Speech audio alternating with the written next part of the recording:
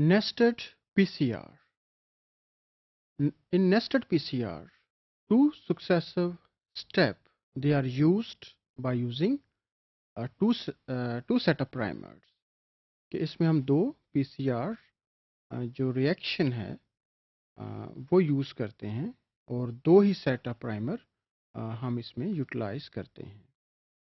So actually what happens in nested PCR is that in first PCR reaction or mixture, the target DNA it is amplified by using one set of primer, and this PCR mixture will lead to amplification, and it will accumulate the DNA material in the sample, that is target DNA. It is amplified by using first set of primer. Now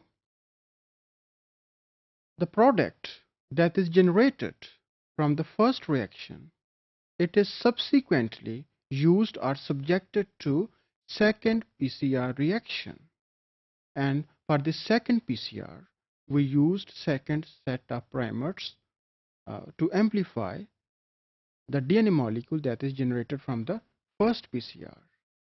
कि second step में हम क्या करते हैं कि जो first reaction में हमारे पास DNA आया है, by using first set of primer उस product को लेते हैं from the first reaction और second set of primer से लेके उसको further amplify करते हैं.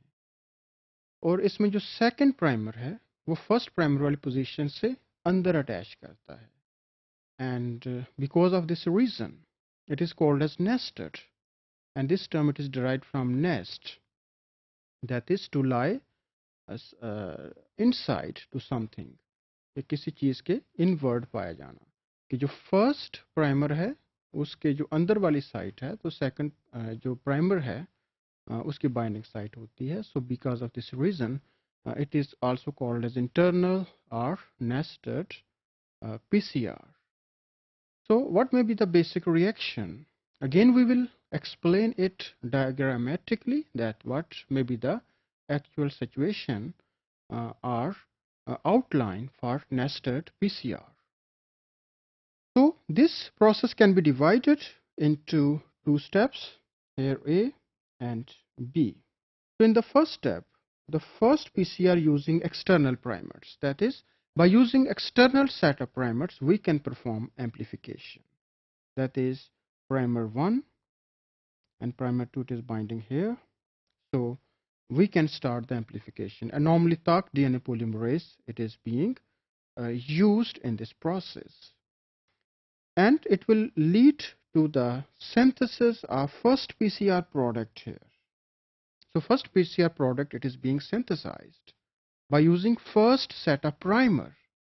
Now the product of first reaction, now it is subjected to second PCR cycle or second PCR reaction in maybe in a separate vial. So second PCR using internal or nested primers. So second set of primer will bind comparatively internal as compared to the external primer. So primer within first PCR product they will be used. So here we are going to use primer 3 and primer 4, and this will result in the synthesis of second PCR product.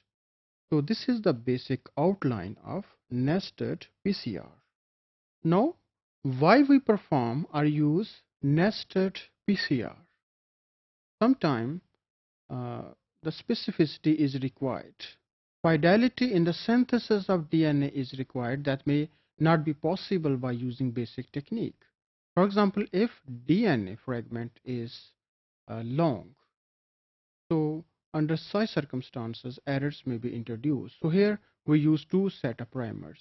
First set of primer will bind external to the target DNA. It will generate the first product, and then first product it is again used by using second set of primer, so that this reaction will increase the specificity and as well as fidelity in the DNA biosynthesis.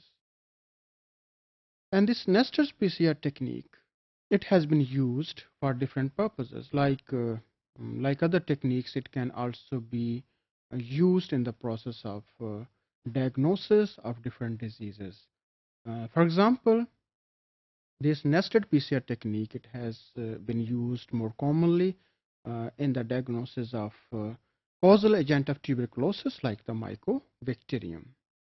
Although ये causative agent जो है इसको traditionally जो है वो microscopic method से by using acid fast staining इसको identify किया जाता है. Although it is also a good technique, but some time high specificity or accurate results may be required in diagnosis.